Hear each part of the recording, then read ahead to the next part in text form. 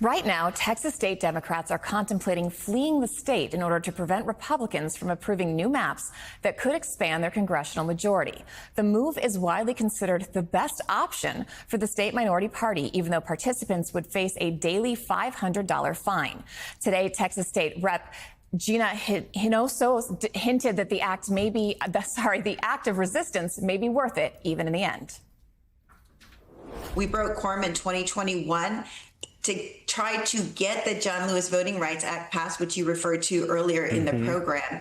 And so in Texas, we fight to win. And I think if you watch, you'll see the same.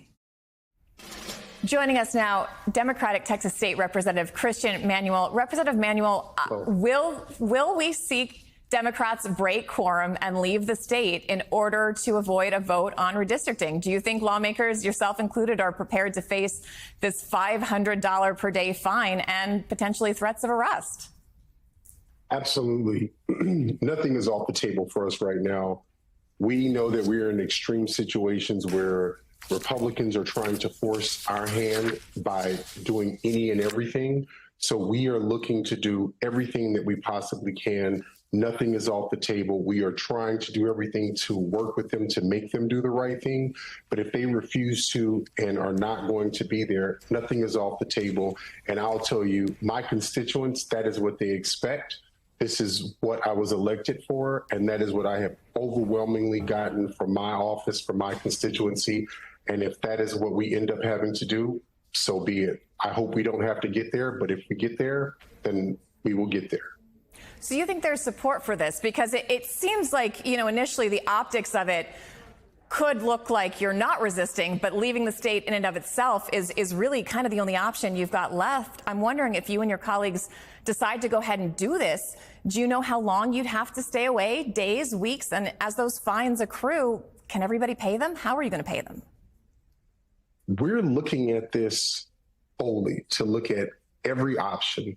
And I think, honestly, it's not about the money for us. Granted, we don't make money off of this. I make $650 a month, $600 a month, from being a state representative. It's not about the money for us. It's about democracy. If we have to forego some vacations, if we have to take out loans personally to do this, we're willing to do whatever it is that we need to do. We just want to make sure that we're not just protecting Texas, that we're protecting democracy. And that's the most important part for us. We just want to have a fair playing field, and we are asking our colleagues on the other side of the aisle to play fairly with us and to not give into DC politics. I mean, is this a debate still among Democrats, or have you all pretty much made this decision that this is how you're going to handle it?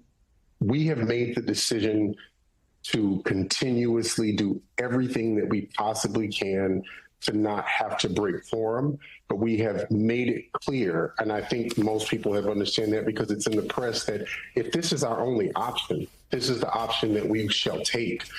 We are ready to fight, and all we're asking everyone else in the country to do is to support us in any way that they can. But we have all reached out to our constituents, and I'm not sure of one constituent who has any constituency that have said, don't break quorum. They have all told us, break quorum, do what you can. We are here to support you, and we're completely 100% behind you. And that's what they're telling me here in East Texas. So I can only imagine what they're saying in other places. The other part of this is how you're going to respond kind of long term. And there are these growing calls for governors in Democratic-leaning states to initiate their own redistricting plans to kind of balance out what Republicans are trying to do in Texas. Do you think that's a good strategy, or do you think it's a slippery slope? I think that I would never tell another state or another governor what to do. They will do what they think is best. But at this point in time where we are, this is very serious. This is not just us playing with Texas. This is not just us playing with California, Chicago, or New Mexico, or any other place.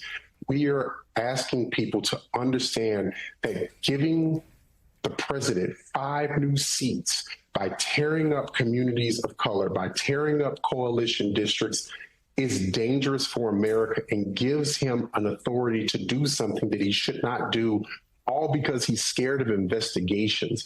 If there is nothing there, then the president should be willing and able to open up and release every single Epstein file, every single thing that is out there. But it seems that that's not what the president is willing to do.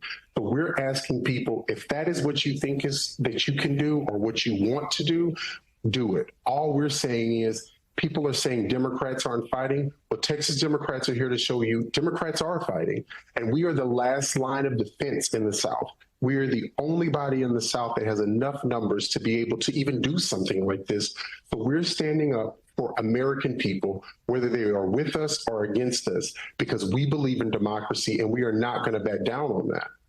And very quickly, before I let you go, you also mentioned New Mexico. You were part of a group that traveled there to meet with the governor. Yes. What did you talk about? And do you think there are plans for Republicans to take this beyond just Texas? What we talked to the governor about was our shared commonality. We talked to her about our fight, about what we need to do, and asking her to please ring the alarm bells. Let everyone in this country know this is so gravely serious, and that what we would really like is to just have friends, partners, and allies who are willing to be there for us. She was gracious with her time. She listened to us. She thanked us for being there. And more importantly, she said, we know that you all are ready to fight. And this is a great message to show that Democrats are not just lying down during this administration, that we are doing everything to keep democracy strong, and we're going to continue to do that. And She was very gracious with her time. Texas State Representative Christian Manuel, thank you for your time. Thank you so much.